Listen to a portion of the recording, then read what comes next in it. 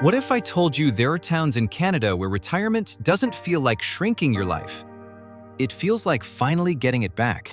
Places where a couple can buy a home for under $300,000, walk to a hospital, fish a clean river before lunch, and still afford a February escape to somewhere warm. And the only reason you've never heard of them is because nobody ever bothered to look. Canada's retirement conversation is stuck on the same 5 names: Victoria, Kelowna, Niagara-on-the-Lake, maybe Canmore, if you've got a winning lottery ticket. Meanwhile, there are towns quietly offering everything retirees actually want: safety, affordability, healthcare access, walkability, and a pace of life that doesn't feel like punishment. They're not ghost towns. They're not dying. They're just quiet. And in a country where housing prices have gone feral, quiet has become invisible. Today we're crossing 6 provinces to uncover 10 towns that should be on every retiree's shortlist, but almost never are. Real towns, real numbers. Home prices, hospital access, winter severity, internet speeds, property taxes, and yes, the catches. Because every affordable town has at least one. 10 towns, 6 provinces. One question at the end: why isn't anyone retiring here? Number 1. Miramichi, New Brunswick. Miramichi is the kind of place that shouldn't exist in Canada's current housing market, but does.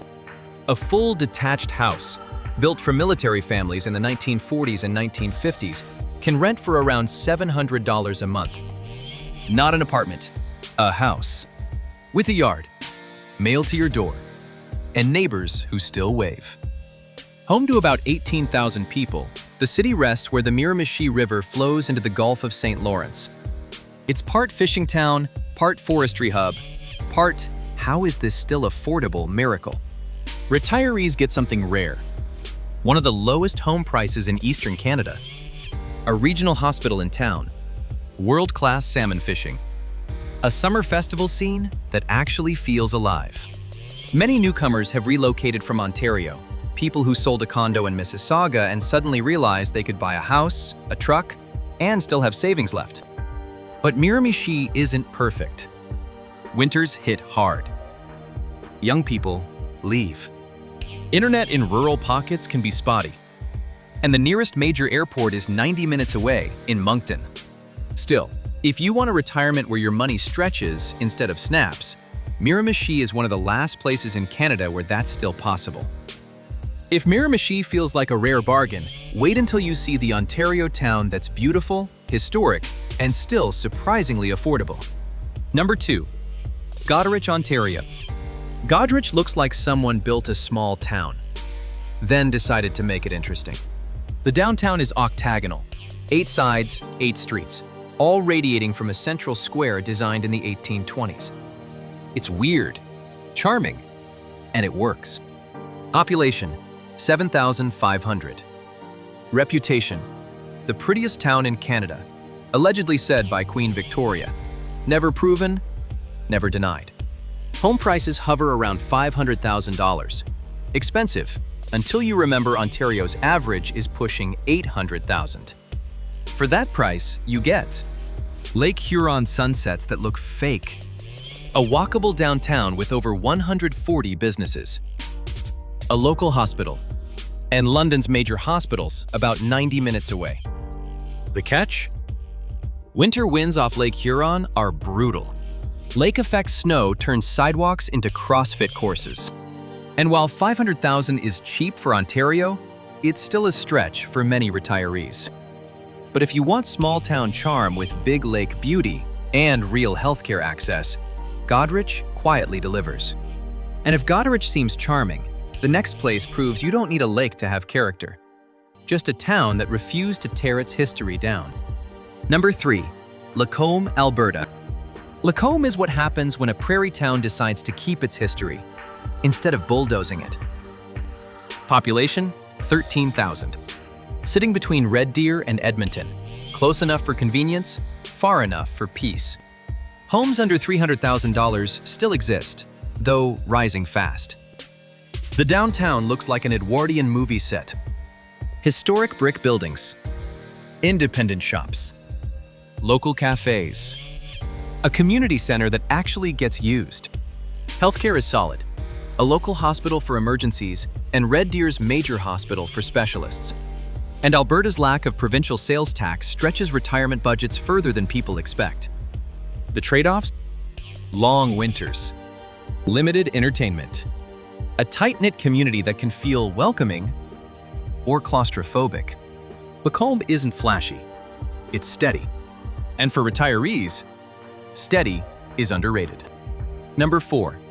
Owen Sound, Ontario. Owen Sound is complicated, and that's exactly why it belongs on this list. Yes, it has challenges. An opioid crisis, a shrinking manufacturing sector, winters that feel personal. But it also has average home prices around $440,000, roughly half of Greater Toronto area levels. Plus, Harrison Park's 40 hectares of trails. The Tom Thompson Art Gallery. A strong seniors center. A regional hospital. Owen Sound rewards retirees who want to participate, not just consume. If you want a community that needs you and welcomes you, this is a place where your presence actually matters. Number 5. Ponoka, Alberta. Here's the number that makes people blink. Some very low-priced properties occasionally appear, but most homes are priced between $250,000 and $350,000. Population, 7,000. Location, between Edmonton and Calgary. For that price, you get 2 golf courses, a restored historic downtown, a local hospital, low crime, a cost of living that feels almost illegal. But Ponoka is quiet, very quiet. Outside the Ponoka Stampede, one of Canada's biggest rodeos, the town moves at a pace that makes sloths look ambitious. Internet outside town limits can be slow. Property taxes surprise newcomers. And everyone knows your name within a month. For some retirees, that's paradise. For others, it's surveillance. Number 6. Kings County, Nova Scotia. Kings County isn't one town. It's a cluster of small communities wrapped around orchards, vineyards, and the Bay of Fundy's record-breaking tides. Wolfville, Kentville, Berwick, Canning. Each one feels like a different version of the same gentle rhythm. Slow mornings, local food, and a landscape that looks like a retirement brochure someone forgot to over-edit. Housing is still affordable by national standards. The climate is mild for Atlantic Canada. The Valley Regional Hospital anchors healthcare. And Acadia University injects just enough culture to keep things interesting. Concerts, lectures, cafes that don't close at 4 p.m. Retirees come for walkable towns with real character. A food scene built on local farms and wineries. A strong healthcare network. Trails everywhere. But the catches matter. Prices are rising as out-of-province retirees buy in. Winters are damp and foggy. Specialists often require a trip to Halifax. And public transit is basically theoretical. Still, on a September evening, with vineyards glowing gold and the tide pulling back like a slow-motion miracle, Kings County feels like a place designed for people who finally have time. Number 7. Fredericton, New Brunswick. Fredericton is the capital city nobody talks about, and that's exactly why retirees should. Home prices sit at roughly half the national average, and a well-kept 3-bedroom home under $300,000 isn't a fantasy here. The city punches above its weight culturally. Beaverbrook Art Gallery. Harvest Music Festival. University of New Brunswick Campus Energy. A riverfront trail system that rivals bigger cities. Healthcare is anchored by the Dr. Everett Chalmers Regional Hospital. And the city has a growing network of retirement communities and assisted living options. But Fredericton is a government town, stable, predictable, and sometimes sleepy. Restaurants close early. Nightlife is limited. Property taxes are higher than newcomers expect.